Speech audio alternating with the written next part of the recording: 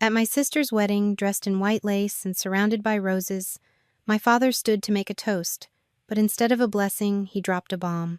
"We're selling the family company," he announced with a smirk. "Kate, you're getting nothing." The entire room erupted in laughter, my sister, my brother, the in-laws, everyone. They thought I was the family disappointment, the invisible middle child, the one who ran away to chase a pipe dream in tech. I just smiled, raised my glass, and asked, "Who's buying it, Dad?" He answered with pride, "Everest Holdings. They're paying $50 million. And that's when I stood up, calm, collected, and maybe even a little amused. "I am Everest Holdings," I said, and the laughter stopped.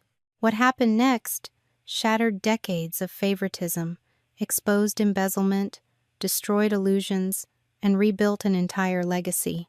If you've ever been underestimated, dismissed, or told you're not enough by the very people who should have supported you most, this story is for you.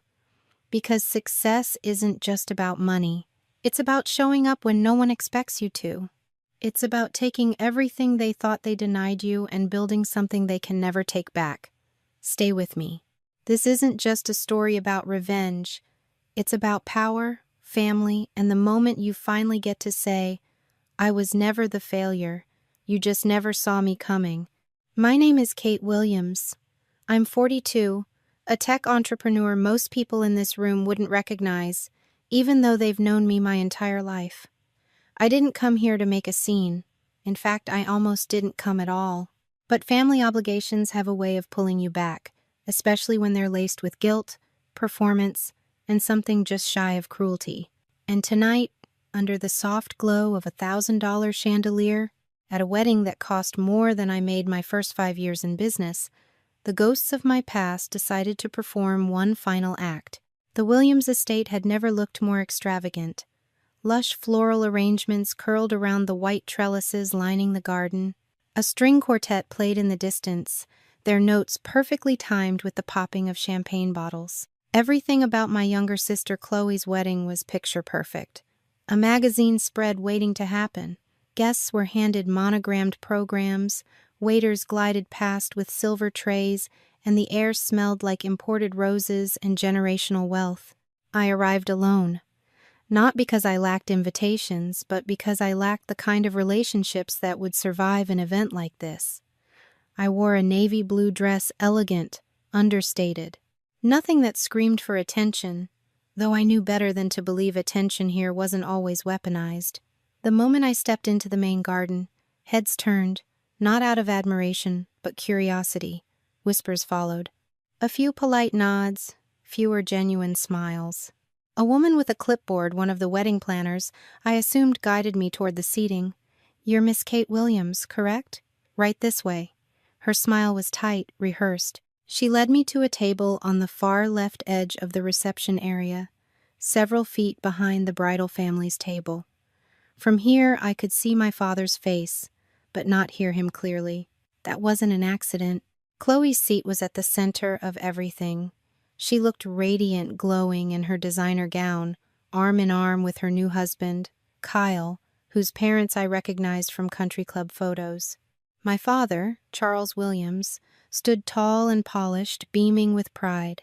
My mother, Eleanor, was by his side, expression soft but unreadable. Madison, my older sister, all pearls and judgment, threw me a glance that could chip glass. It had been 10 years since we were last in the same room. Dinner passed in awkward silence. Toasts began soon after. The best man's speech was charming, if slightly predictable.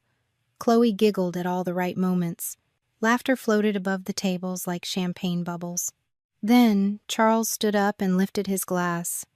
The chatter dimmed immediately. When my father spoke, everyone listened. He had the kind of presence that filled silence with authority. That's how we built Monroe Tech from a small Midwestern electronics repair shop into a multi-million-dollar empire. "I want to thank everyone for being here today," he began, voice deep and steady. "Tonight is not just a celebration of love, it's the continuation of a legacy. Chloe and Kyle, your union represents the future of this family. And speaking of the future, I have some exciting news to share." He paused dramatically. Cameras turned toward him. Every guest leaned forward. "We've officially signed the deal to sell Monroe Tech," he declared, raising his glass higher. $50 million. It's done. A murmur rippled through the crowd. People clapped. Smiles widened. Charles waited for the noise to die down before delivering the next blow. "As for inheritance, Chloe, Kyle, Madison, all taken care of. But Kate," he said, shifting his gaze toward my table, "you're getting nothing." It landed like a slap. Laughter echoed soft at first, then louder. My mother looked away. Madison smirked. Chloe bit her lip, avoiding my eyes. I sat still, glass in hand, heart slow but steady. I should have felt humiliated. But I didn't. Not anymore. I stood up slowly, allowing the weight of the moment to settle before I spoke. "Dad," I said, voice clear but calm, "who's buying Monroe Tech?" He chuckled. "Everest Holdings, Silicon Valley firm. They move fast. Wrote the check this morning." I nodded, raised my glass. "Then allow me to say congratulations to myself." The silence was instant. Forks dropped. A gasp somewhere in the back. My father blinked, confused. I looked directly at him. "I am Everest Holdings." No one moved. The music had stopped, though I hadn't noticed when. My mother's lips parted in disbelief. Chloe stared at me like she'd seen a ghost. Madison looked as though she wanted to disappear into the floor. My father? His jaw clenched. Pride dissolved into confusion. Then something else, something that looked a lot like fear. I sat back down, slowly. The glass in my hand didn't shake. Let them sit with it. Let them try to understand what just happened. Let them wonder how the daughter they erased had returned not to ask for a place at the table, but to buy the damn table herself. "Thank you." The silence after my announcement lingered like a fog, thick and suffocating. My father still hadn't moved. Chloe looked down at her hands. My mother's face, usually so carefully arranged, was pale and unreadable. But I didn't stand there waiting for applause. I didn't need it. I had never needed their recognition as much as I once thought I did. It hadn't always been like this. Or maybe it had, and I was simply too young to name it. Growing up in the Williams household was like living in a showroom. Everything sparkled on the outside: polished manners, pristine appearances, family portraits with perfectly coordinated outfits. But beneath the surface was a quiet calculation: who fit the mold and who didn't. Madison, the eldest, was the epitome of what my parents considered successful. Beauty pageants, a finance degree she barely used, a husband with a last name that made headlines. Chloe, the youngest, was sweetness personified: blonde curls, doe eyes, a voice like sugar. Everyone adored Chloe. She could forget to do her chores or wreck the family car and still get a pat on the head and a warm chuckle. Then there was me. I wasn't graceful. I wasn't charming. I didn't speak when not spoken to. And I asked too many questions at the dinner table. But I was brilliant. By the time I was 10, I was tutoring 12th grade calculus. By 14, I was writing algorithms that would later be taught in Stanford lectures.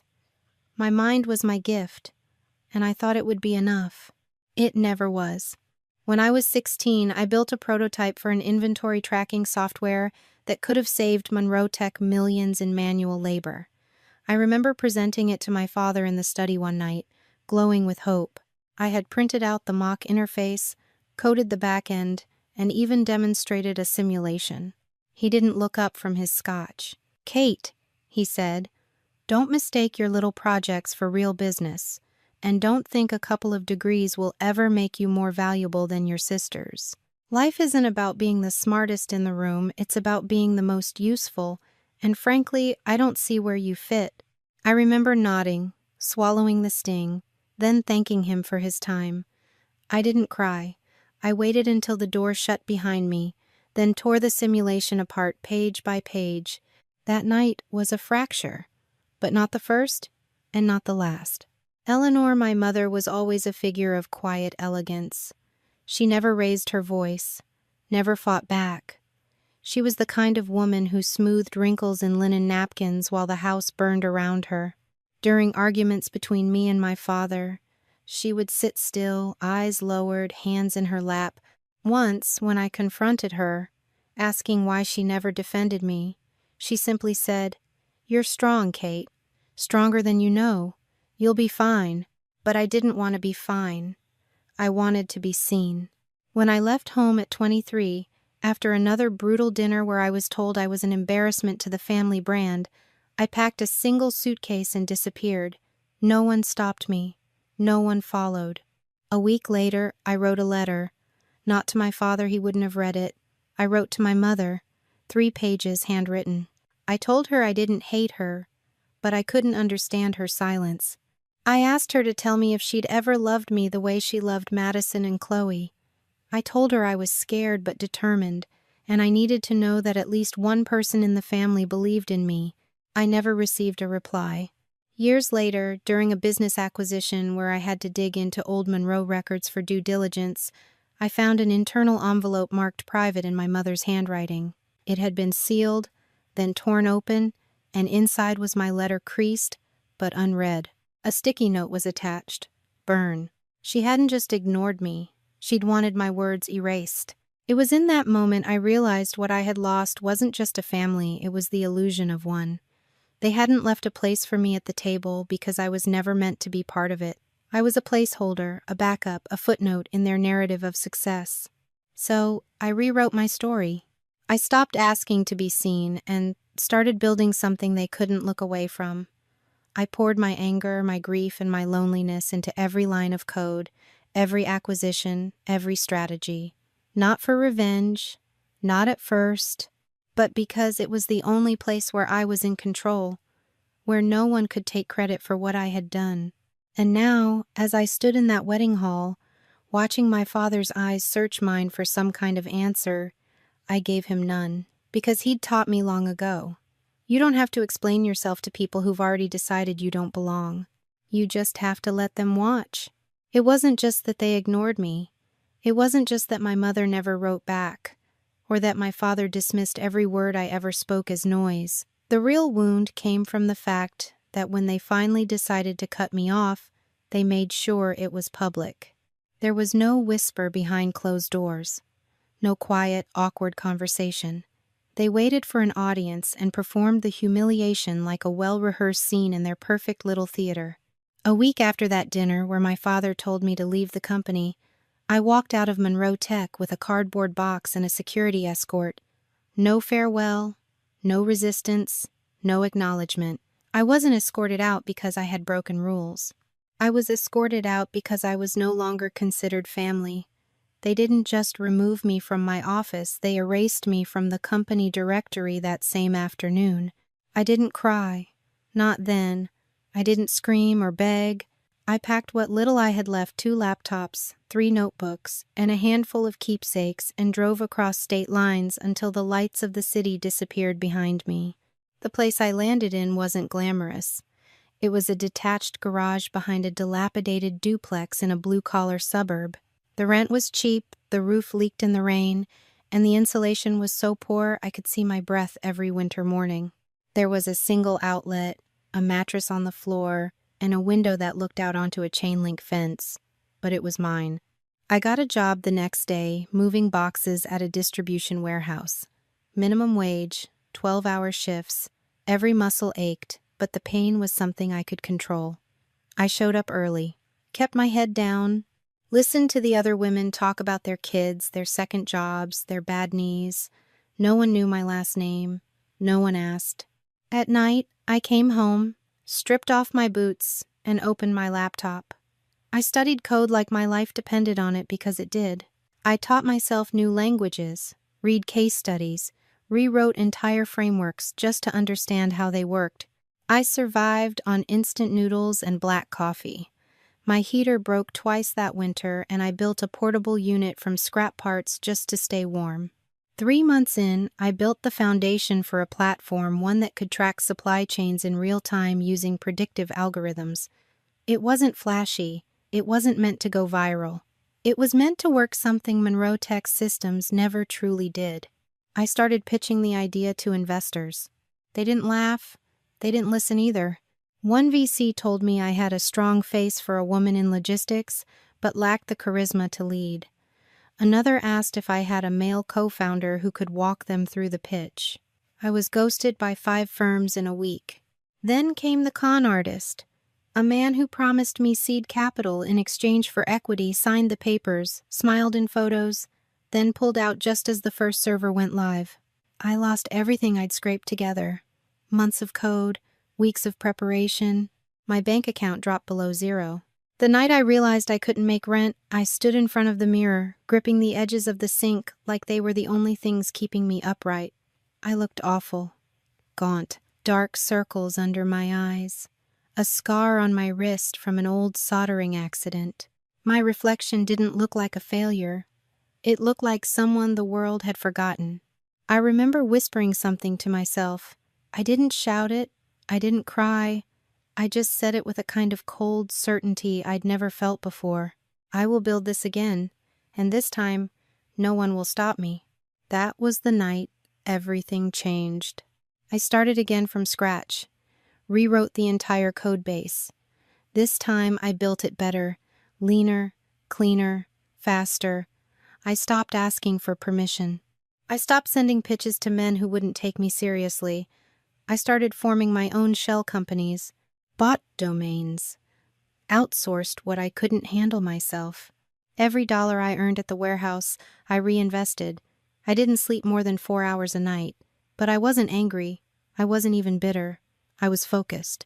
Because sometimes, when you hit the bottom hard enough, you stop reaching for the hand that pushed you there.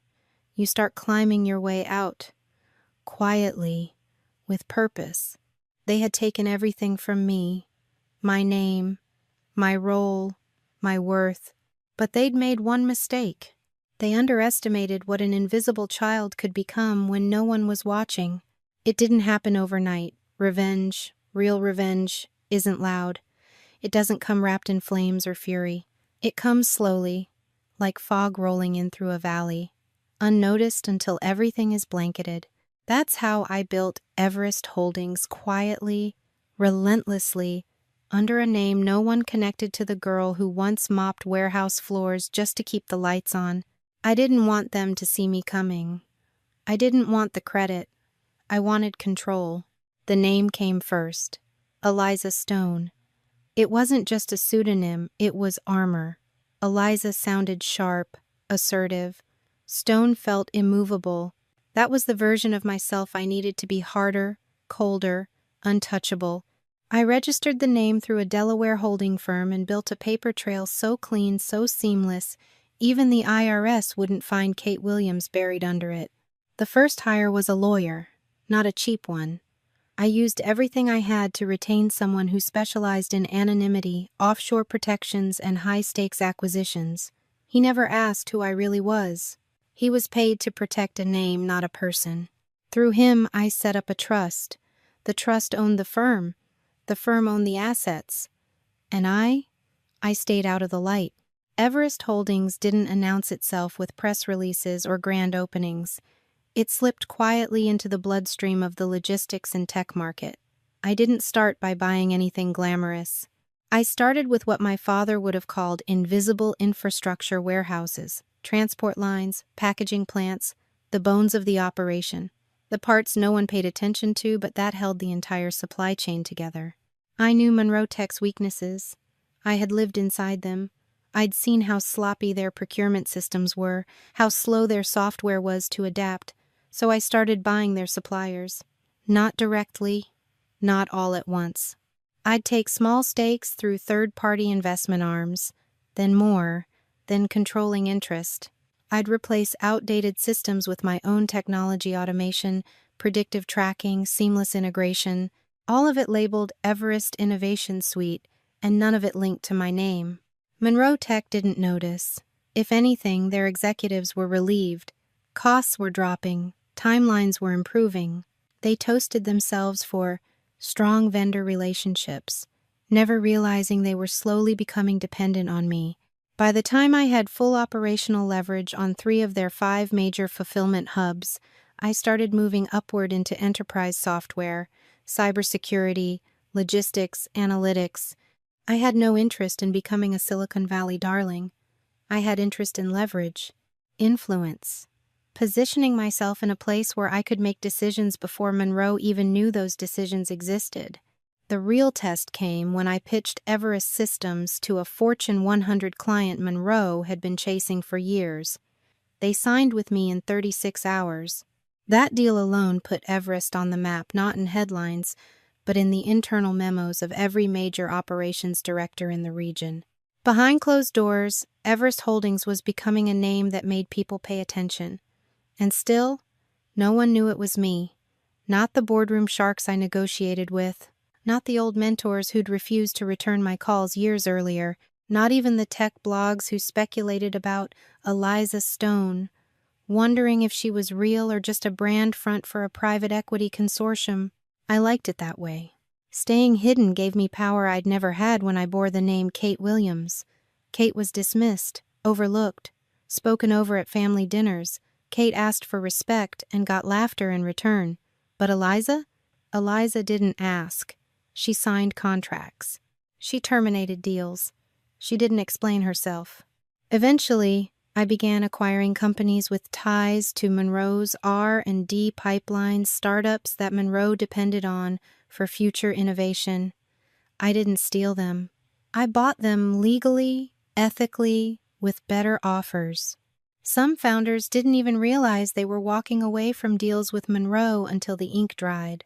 One night, after locking in a merger that made Everest the largest logistics intelligence platform in our quadrant, I sat alone in my garage, still the same one, though now renovated, climate-controlled, and unrecognizable. I looked at the original blueprint I'd once sketched on napkins and cardboard scraps. I traced the lines with my fingers. I remembered the girl who'd stood in front of that cracked mirror whispering that she'd rebuild. And she had. She just wasn't Kate anymore. She was Eliza Stone now. And Monroe Tech? They were standing on a trapdoor and didn't even know it. There's something uniquely satisfying about watching the walls of an empire bend without anyone inside realizing the ground is shifting. That's how I approached Monroe Tech, not with headlines or lawsuits, but with precision, quiet influence, and an army of shadows. My family had stripped me of a seat at their table, so I built a bigger table. Then I bought their chairs. After Everest Holdings had solidified its presence in logistics and predictive analytics, I began Phase 2. It started with targeted acquisitions, each one carefully selected to weave around Monroe Tech's operations without drawing attention. Through shell companies and holding firms, I acquired interests in Monroe's regional distribution networks, their preferred software vendors, and even their outsourced customer service center. By the time I was done, I didn't just own services Monroe depended on, I controlled them. 42% of Monroe's operational assets were under my indirect ownership. They thought they were dealing with 10 different companies. In reality, they were all branches of one hand, and that hand was mine. Kyle Anderson, my sister Chloe's husband, was the ideal entry point, newly married into the family, eager to prove himself, and embarrassingly careless with due diligence. Kyle had recently been promoted to Monroe's Strategic Partnerships team, a title he wore like a trophy but treated like a side hustle. He was the one signing most of the vendor contracts with Everest Holdings and its affiliates, believing he was scoring exclusive deals that would impress my father. He had no idea those contracts were landing on desks I personally approved. At first, I let it play out, let him enjoy the pats on the back, the bonuses he didn't deserve. It gave me access to everything: supplier data, pricing models, long-term forecasting reports. But then his emails started shifting. He began requesting side adjustments on pricing structures. He wanted a percentage of discounts funneled into advisory fees paid to a consulting firm under his name. I don't tolerate amateurs, especially not ones who marry into a family that once exiled me. I instructed my legal team to approve the adjusted contracts while simultaneously embedding a forensic accountant into the next financial audit Monroe had scheduled. She wasn't listed as Everest's employee. She was presented as a neutral third-party consultant, a favor offered by one of our investment partners. My father, never one to turn down free expertise, welcomed her without hesitation. Within weeks, she uncovered everything. Kyle had been skimming money from multiple vendor agreements. He had routed payments through an offshore account in Belize, hidden behind layers of shell entities registered in his college roommate's name. The accountant compiled a 97-page dossier, complete with transaction logs, internal memos, and falsified expense reports. I didn't use it right away. You don't play your best card in the middle of the game. You wait. You watch. You make sure when it lands, it burns everything it touches. Instead, I kept feeding Kyle more rope, more exclusive deals, bigger advisory fees. I wanted the paper trail to be undeniable. I wanted my father to see, with perfect clarity, the man he had chosen over me for his youngest daughter, the man he toasted at every dinner, the man he trusted with his company's future. Every signature Kyle placed was another nail in the coffin, and every nail was hammered in by his own hand. As the months passed, Monroe Tech began leaning more and more on Everest Holdings to stay competitive. Their internal systems hadn't evolved in years, and my technologies made them look cutting edge without requiring actual innovation. Their competitors couldn't figure out how Monroe had suddenly become faster, leaner, more efficient. They didn't know the answer was me. One afternoon, sitting alone in my office, I stared at the network map that displayed every entity tied to Monroe's operations. 82 nodes, 47 marked in green mine. My legal team had just sent over the finalized documents showing I now held controlling interest in 2 of Monroe's primary logistics providers. I took a breath and stared out the window. They were standing on scaffolding I had built. If I pulled one lever, the entire structure would tilt in my direction. But I wasn't ready to tilt it. Not yet. First, I wanted them to smile. I wanted them to celebrate. I wanted them to think they had won. And when the fall came, I wanted it to feel like it came out of nowhere. I closed the dossier on Kyle and slipped it into a locked drawer, not because I was finished, but because I was only just beginning. The envelope arrived on a Thursday, heavy paper, cream-colored with embossed lettering and gold trim, elegant, expensive, just like everything Chloe touched. My name was printed on the front, no deer, no warmth, just Kate Williams in stiff calligraphy. I opened it slowly, expecting some performance of reconciliation, some dramatic flourish meant to suggest time had healed what it hadn't. Inside was the wedding invitation. Chloe Marie Williams and Kyle Anderson. Request the honor of your presence.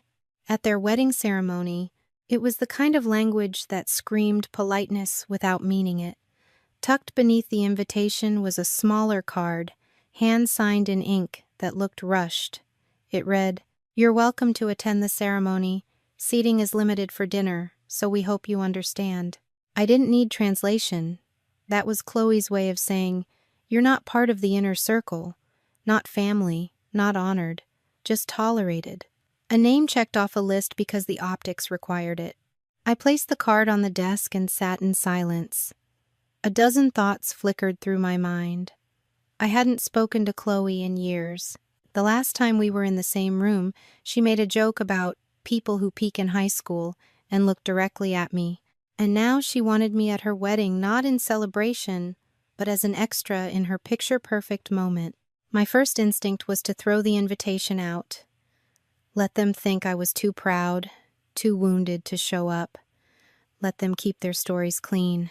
But that night, while reviewing a late-stage merger involving Monroe Tech and a European defense contractor, something caught my eye. A footnote in a legal memo. One sentence. Pending final board vote on proposed equity sale to private buyer. A private buyer, $50 million, listed with Everest Holdings as the advisory firm. I called my legal advisor at once. He confirmed what I suspected. My father was preparing to sell Monroe Tech, finally cashing out after decades of empire building. The board had given conditional approval. All that remained was the final public announcement, and the deal was set to be revealed at the wedding. Suddenly, the invitation wasn't a formality, it was an opportunity. I stared at the card again.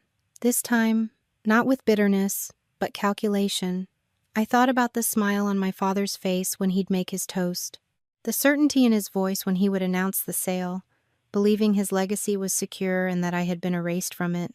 I thought about how satisfying it would be to dismantle that illusion not with rage, not with noise, but with undeniable fact. So, I RSVP'd. I instructed my attorney to assemble every legal document we had, the acquisition contracts, the vendor agreements, the binding memorandums of understanding that proved Everest Holdings already had operational control over nearly half of Monroe Tech's assets. We reviewed the signed commitments from the board. I highlighted the clause giving Everest veto power in the event of any restructuring. Then I called my assistant.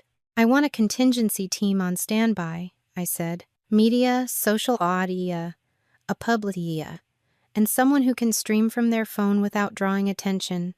If we need to go public, I want to control the narrative within 60 seconds. She didn't hesitate. Done. For weeks, I prepared in silence.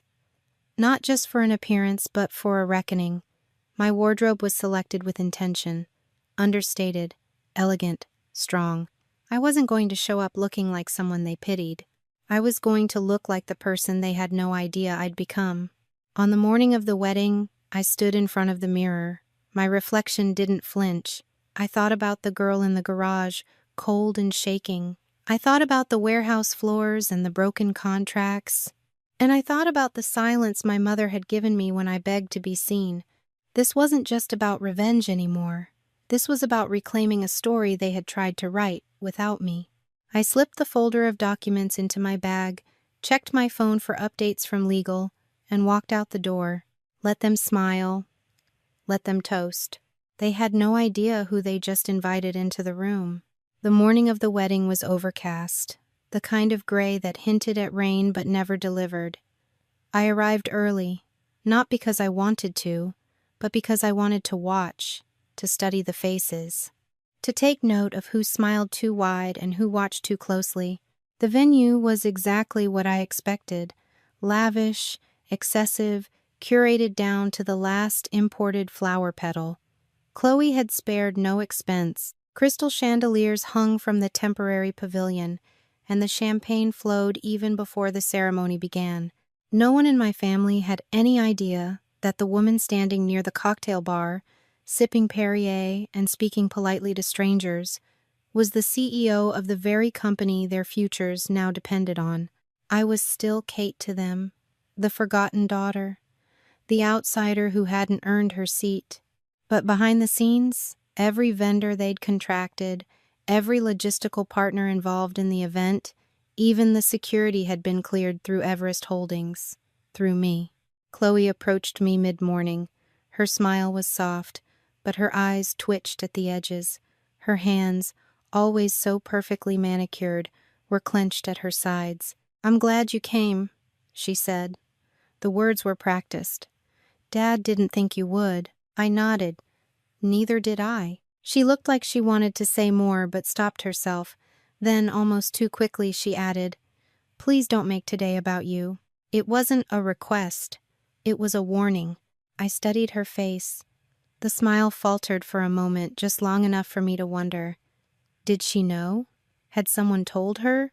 Or was it just the weight of my presence that unsettled her? Before I could press further, our mother swept in. Eleanor was a vision in navy satin, hair pinned high, her posture more rigid than usual. She stood between us like a curtain drawn across a stage. "Kate," she said, voice low but firm, "this is not the time for drama. I know you enjoy being different, but this is your sister's day. Try not to embarrass us." Embarrass them. That had always been the fear, hadn't it? Not that I'd fail, but that I'd fail publicly. Or worse, succeed in ways they couldn't explain. I said nothing, just smiled and stepped back. But the seed was planted. Chloe's nervousness, Eleanor's control. Something wasn't right. Later, while I stood near the back patio to take a call from my assistant confirming the media team was in position if needed, I heard a familiar voice. "Is that really Kate Williams?" I turned to see Lena Foster approaching, heels clicking against the stone path. She wore tailored white slacks, sunglasses perched in her hair, and the kind of quiet confidence only venture capital could afford.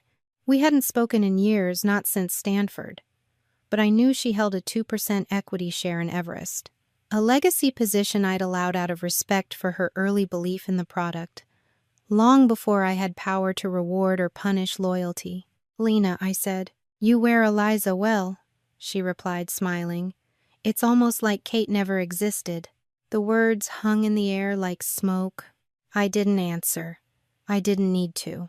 She leaned in slightly. "You know they're circling, right? The investors. They're happy now, of course. Profits speak louder than people. But once Monroe is absorbed, the question becomes, who's holding the steering wheel?" Lena tilted her head. "Just remember, ghost or not, even shadows have enemies, and some of them wear your name." Then she walked away, leaving the scent of perfume and power behind her. I stood still for a moment, the noise of the party folding around me. The message was clear. Chloe may not have known who I really was, but someone did, maybe more than one, and they weren't just watching, they were waiting. This wasn't just a family reckoning. This was the beginning of a larger war, and I would fight it with the same silence I'd used to build everything. Until it was time to speak. The reception hall shimmered under a canopy of gold light. Glass clinked. Laughter swirled between centerpieces and champagne towers. Somewhere, the band began to tune up for the father-daughter dance. But something in the air shifted the moment Charles Williams stood from his chair at the head table. His expression was smug, commanding, even proud. A man about to deliver a grand finale. He held his glass with that same rehearsed charm he'd used at board meetings, birthdays, and branding campaigns. "I want to thank you all for being here today," he began, voice booming through the microphone. "A day to celebrate love, of course, but also legacy." Chloe, radiant in her wedding gown, reached for Kyle's hand. Madison leaned in with her trademark smirk. Eleanor didn't look up. Her gaze was fixed on the linen folds in her lap. "As many of you know," Charles continued, "our family business, Monroe Tech, has been my life's work. And now, after long consideration, I've decided to begin a new chapter." He paused dramatically, letting the silence draw attention. "I've sold Monroe Tech." Gasps rippled across the room, but Charles smiled through them, like a magician unveiling the trick he'd been hiding in his sleeve. "To Everest Holdings," he said proudly. $50 million. A new future for the company and for the family. Polite applause broke out. Chloe clapped daintily. Madison gave a slow nod of approval, whispering something to her husband that made them both laugh under their breath. Then came the punch. "Kate," Charles said, scanning the crowd until his eyes landed on me, "I know you're here. I thought it was best to say this plainly. You'll be receiving nothing." Dead silence. Even the waitstaff froze. His voice was calm but surgical. "I made this decision not out of malice but clarity. You've chosen your path, and the family has chosen theirs. Let's consider this clean." I stood slowly, my napkin falling from my lap. "I see," I said softly. All eyes turned.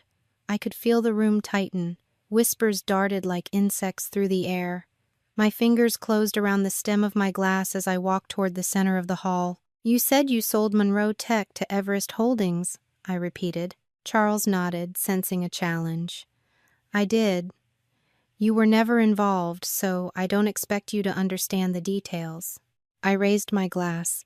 "No, Father, I understand perfectly." And then I looked straight at him. "I am Everest Holdings." The words dropped like stones into water. The room didn't gasp, it stopped. Breathing halted. Time fractured. Then came the murmurs. Then came the chaos. Chloe's face went white. Madison dropped her glass. Eleanor closed her eyes but didn't lift her head. Charles blinked. Once. Twice. "What did you say?" "I said," I repeated, louder this time, "you just sold your entire company to me." "No," he snapped. "That's not possible. I negotiated with their CEO. Eliza Stone. I reached into my clutch and pulled out a folder. Thick, embossed, legal. Eliza Stone, I said, is a name I created to build something you never believed I could. Gasps again. Phones were coming out. People were filming. You didn't vet your buyer. You didn't look past the paperwork. You were so eager to get me out, you never imagined I'd be the one holding the pen. Charles was shaking now. This deal isn't binding. I'll revoke it. I turned to the back of the room. A tall man in a dark suit stepped forward, carrying a leather briefcase. My attorney. This is Philip Graves, I said clearly. He's Everest Holdings' senior counsel. He's here today to verify that the board has not only approved the sale, but finalized it. Every document has been reviewed, signed, and filed with the SEC. Graves opened the briefcase and produced the final paperwork, stamped, sealed, and indisputable. Charles stepped back. You tricked me. No, I said. You dismissed me. The guests were whispering now, cameras flashing, the news already spreading through the room like wildfire. Chloe looked like she wanted to disappear. Madison sat frozen. Eleanor finally looked up, but her face held no expression. You said I'd get nothing, I told him. I raised my glass again. But now, I own everything. The silence hadn't yet settled when I raised my hand once more. The air was still buzzing from my announcement, me, the invisible daughter, now the owner of everything. But I wasn't done. Not yet. Before this evening ends, I said, my voice steady, there's one more matter to address. A matter of ethics, of theft. The guests murmured again, some turning toward the head table, others pulling their phones closer to their chests. Charles was still frozen, fists clenched. Chloe stared into her lap. Kyle had paled 2 full shades, shifting in his chair like he already sensed the noose tightening. I pulled out a smaller folder, this one sleek and marked confidential. This, I said, is a financial dossier compiled during a scheduled audit of Monroe Tech's third-party contracts. It contains evidence of misappropriation of company funds, bribes, side deals, shell accounts offshore, all orchestrated by one man. I didn't point. I didn't need to. Kyle's face drained of all color. Over the past 18 months, I continued, Kyle Anderson has diverted over $2 million through fictitious consulting agreements, unauthorized vendor fees, and forged expense reimbursements. Gasps. Some stood up. A wine glass shattered somewhere to my left. Kyle jumped up from his seat. This is insane, she's making this up. I nodded toward the back of the room. My attorney walked forward again, this time with 2 uniformed auditors behind him. One of them held a laptop. He clicked once, and the main screen behind the couple's table flickered to life. A series of email chains, payment trails, and spreadsheet snapshots flashed across the screen. Names, amounts, wire instructions. No one spoke. I turned back to Kyle. You have 2 options, I said. You can resign from any current affiliation with Monroe Holdings, surrender the stolen assets, and issue a public apology, or we turn this over to the district attorney tomorrow morning. He looked to Chloe, wild-eyed. Say something, do something. But Chloe wasn't looking at him. She was looking at me. I knew, she whispered. The words barely escaped her lips, but they sliced through the noise like a blade. I tilted my head slightly. What did you say? Chloe stood. Her voice cracked. I knew it was you, weeks ago. I saw a memo on Kyle's desk, an Everest signature I recognized. I put it together. I knew you were Eliza Stone, but I didn't say anything. Why? Madison hissed beside her, already pushing her chair back. Chloe swallowed. Her eyes filled with tears, but not for Kyle. Because I was jealous. I spent my life being the favorite, the pretty one, the chosen one. But you built something I couldn't compete with. And I hated that. I let the silence sit, let the moment sting. Madison stood abruptly, fury boiling in her voice. This is pathetic, she spat. All of you. You let Dad turn this family into a contest, and we all played along. Charles tried to speak, but she cut him off. No, you don't get to talk, she snapped. You pitted us against each other our whole lives. Kate was never the problem. You were." With that, Madison grabbed her purse and stormed out. Guests shifted nervously. Some followed her. Others sat rigid, unsure what to do. Chloe looked at Kyle one last time. "We're done." Kyle tried to speak again, but this time, no one listened. My attorney approached him quietly, offering a slim envelope with 2 forms: resignation and restitution. Kyle's hands shook as he took it. I didn't press charges, not because I couldn't, but because punishment was already unraveling all around him. He would lose the money, the power, the image, and Chloe. As for my father, he had yet to say a word. He stood there, shoulders drawn, jaw set, his empire gone, his legacy sold, his secrets exposed, his daughters divided, his control shattered. I didn't yell, I didn't gloat. I simply turned toward him and said, calmly, "You taught me to win. You just never taught me what to do when I did."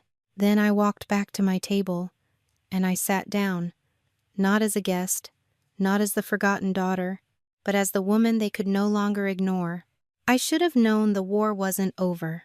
The room was still reeling from Kyle's downfall, from Chloe's confession, from Madison's dramatic exit.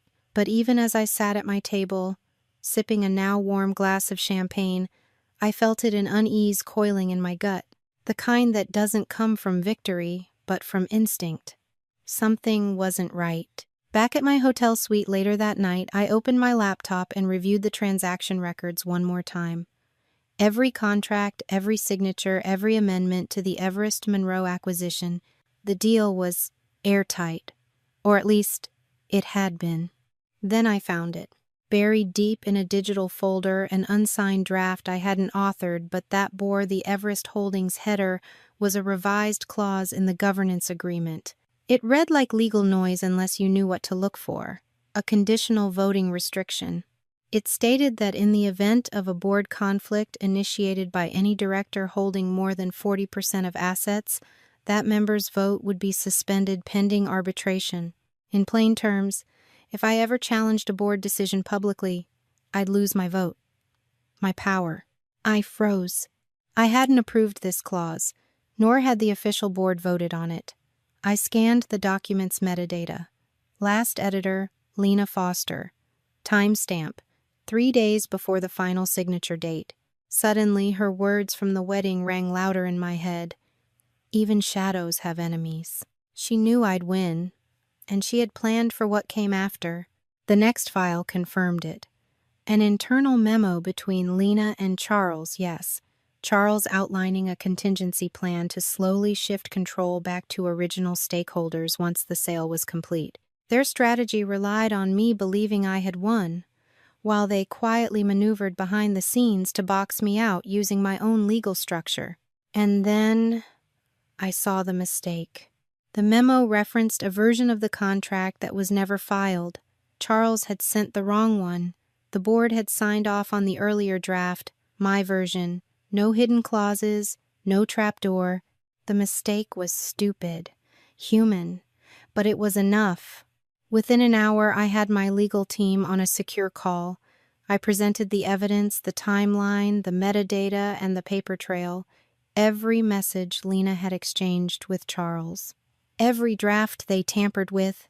"We need to act now," I told them, before they realized their version didn't go through. We called an emergency board meeting.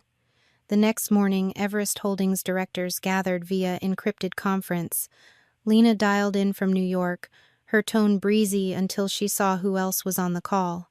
Charles joined too, clearly confident, dressed like a man ready to reclaim his throne. I let them speak first. I watched Lena glide through corporate jargon, praising the smoothness of the Monroe acquisition.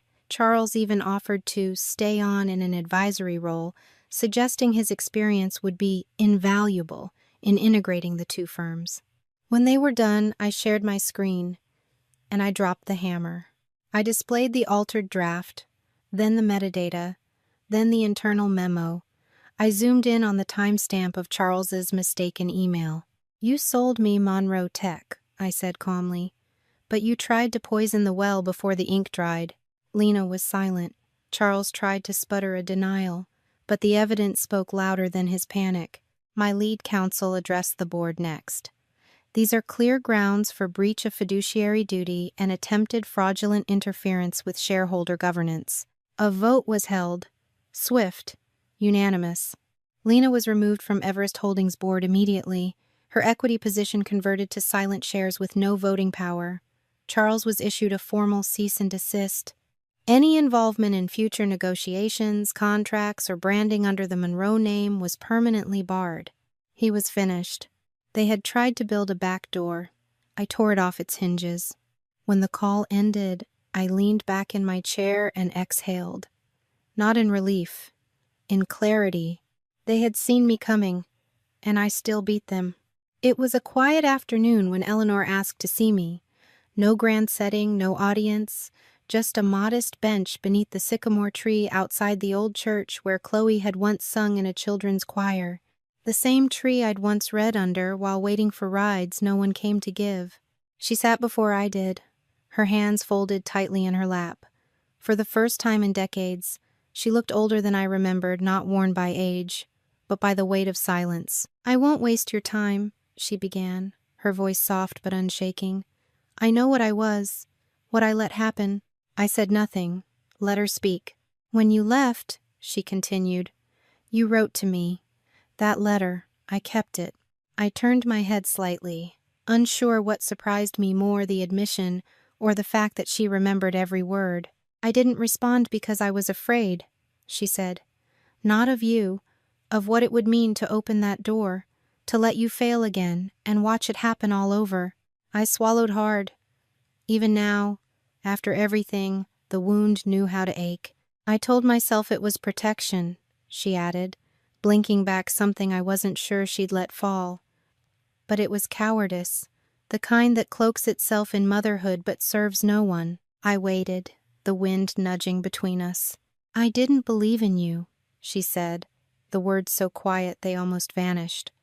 "And now, I see, I was the one who failed." Still, I said nothing. "I know you don't owe me forgiveness," she continued, "and I'm not asking for it. I just needed you to know." I looked at her then, really looked, and I saw not just my mother but the woman who'd once stood by while others decided my worth. The woman who chose comfort over courage. "I don't need you to be sorry," I finally said. "I just need you to remember this. I was never a failure. Not even then." Her breath caught in her chest, but she nodded. It was all she could do, and all I needed. Later that week, Chloe came by my office.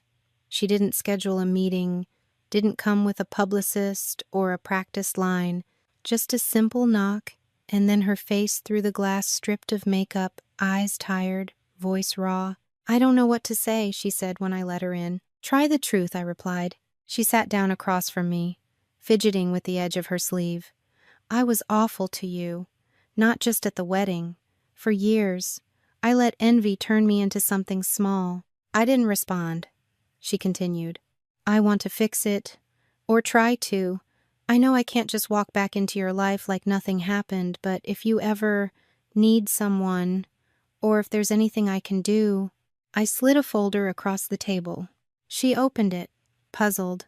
"A temporary analyst position," I said. 6-month trial, entry level, no special treatment.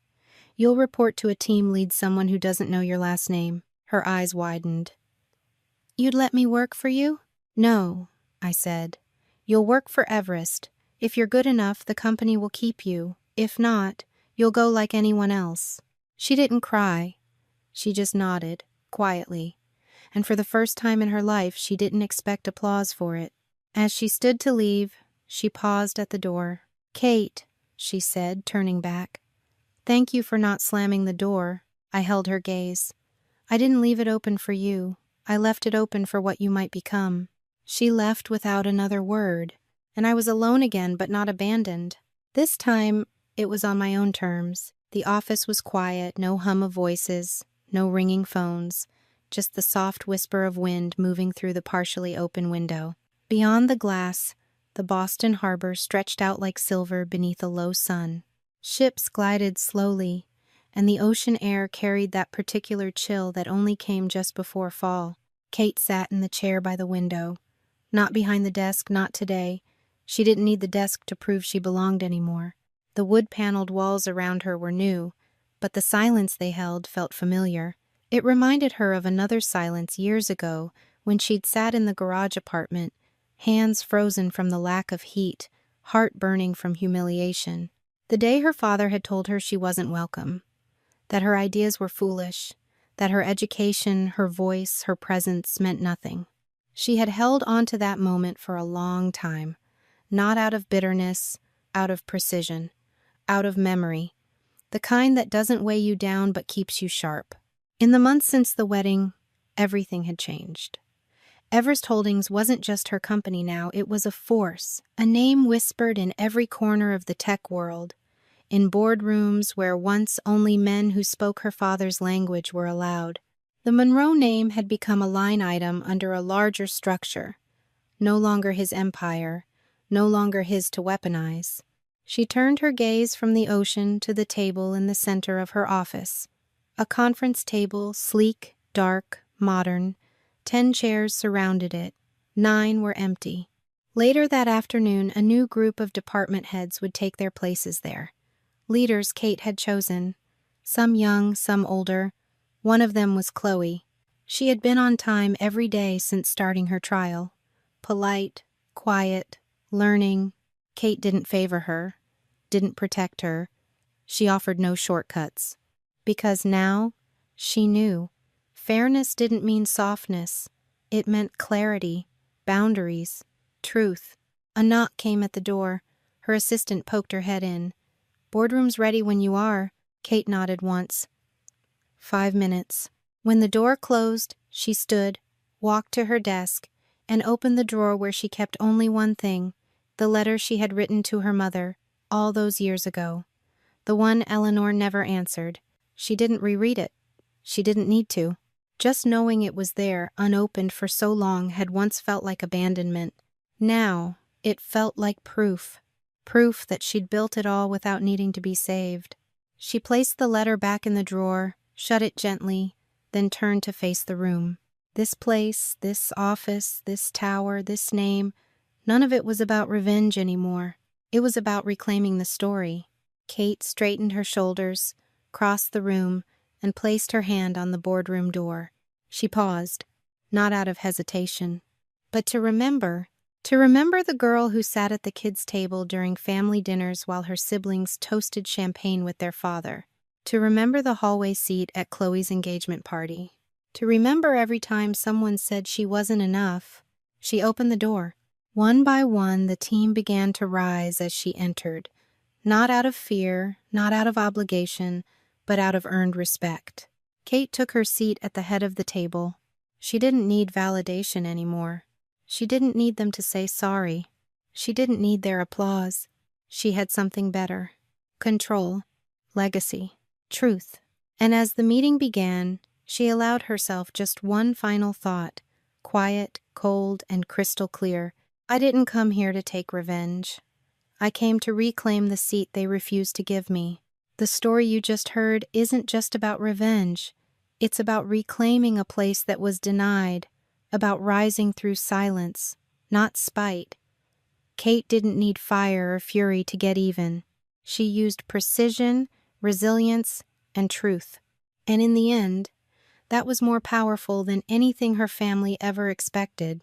How many of us have been overlooked, underestimated, or cast aside by the very people who should have lifted us up? Kate's story is for every silent fighter, for every person told they weren't enough, for everyone who sat at the edge of the room while others took the spotlight. If this story struck something deep within you, if it made you feel seen, vindicated, or even just quietly empowered, then we want to hear from you. Leave a comment below. What would you say if you finally had the chance to sit at the table they never let you near?